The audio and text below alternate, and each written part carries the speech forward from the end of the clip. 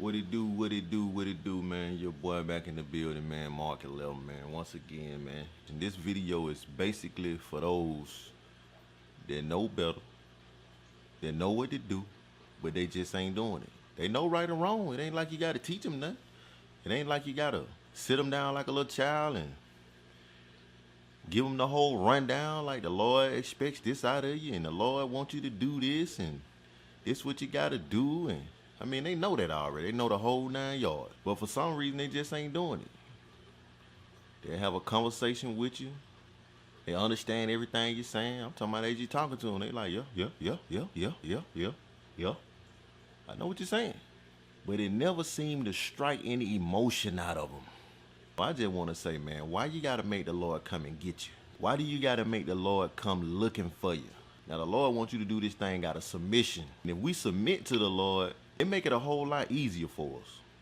Just submit to the Lord.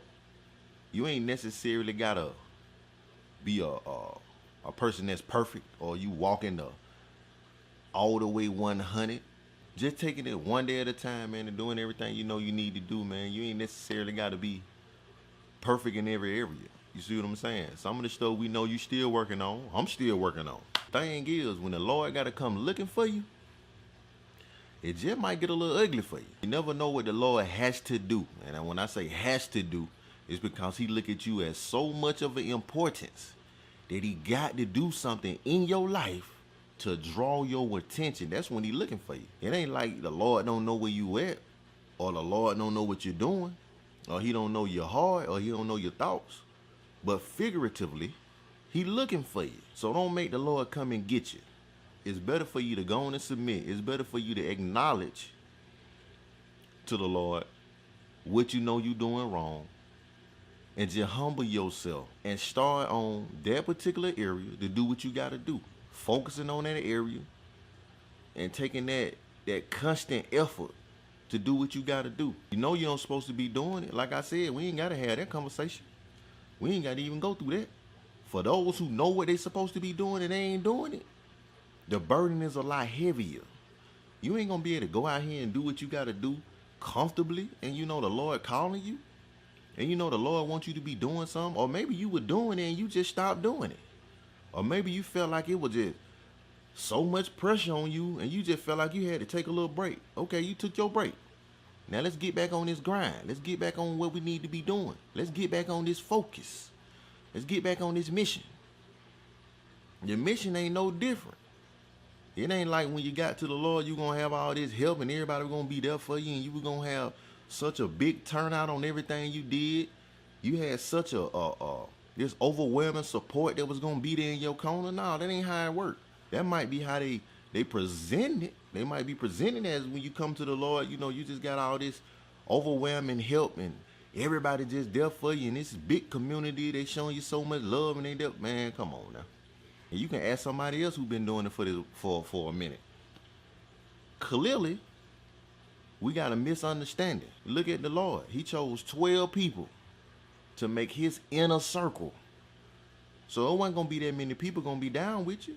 It was going to be a select few people that was going to be there for you, man. That was going to ride with you. That was going to be down with you from day one. A select few people. Them the people you keep in your circle. But see, now you done got to the point where you don't even want to do what you started out doing. And it's going to eat you alive. I'm just going to tell you right now, man. That conscience gonna eat you alive. The Holy Ghost ain't gonna let you keep doing what you doing and making you feel all right. I mean, it's very possible that you can go ahead and you can keep doing what you doing, and then you can get to a point where you become reprobate in your thinking, because the Lord just gotta wash his hands. He gotta allow you to go and do what you gonna do, because you don't want to be found. I'm talking about you just deliberate with it. Like, man, whatever. You see, you don't got a little bold. You don't got a little feisty with it. You see what I'm saying? But, man, look. The Lord looking for you. Like I said, submit, man, before he come find you, man. Don't make the Lord come looking for you, hunt you down.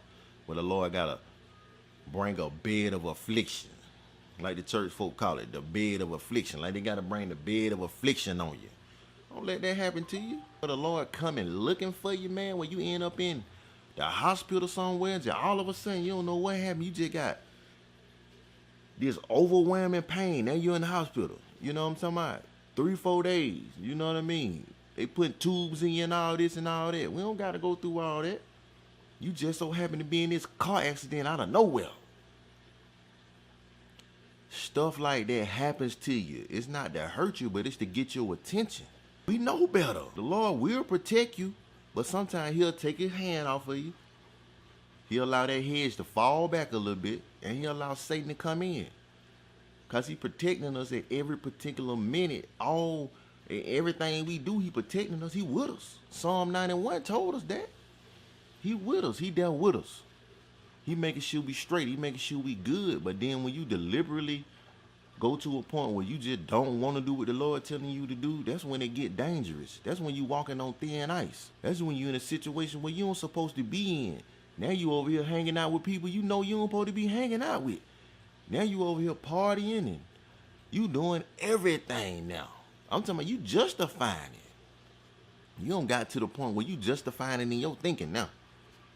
You convinced that this is all right to be doing. The Lord understand. It's all right. I ain't really doing it that much, honestly. I'm casual with my sin. Ain't no such thing. Ain't no such thing. Acknowledging your sin is a different thing than you just going out here and just saying, I'm finna uphold my sin. Now, I'm upholding my sin. I'm doing what I'm doing, but it's all right, sort of, in a way. It's all right. How do you believe that? That's how you know your thought pattern changed.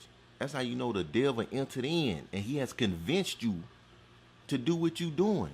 You ain't no different than the third of the angels that fell. He convinced them.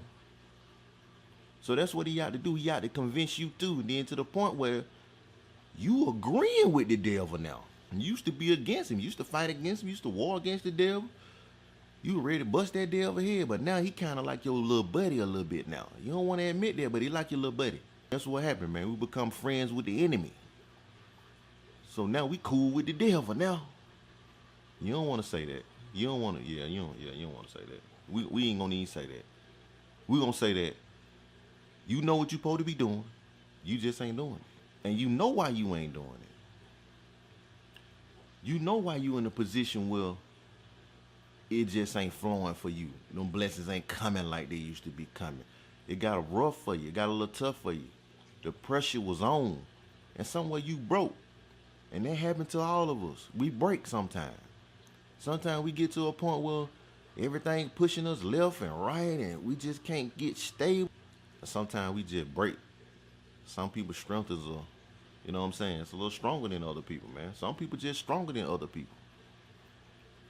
I mean, that's just the truth of the matter. Some people just stronger than others, man. You know why? That's why the Lord provided us his word to deliver us from destruction.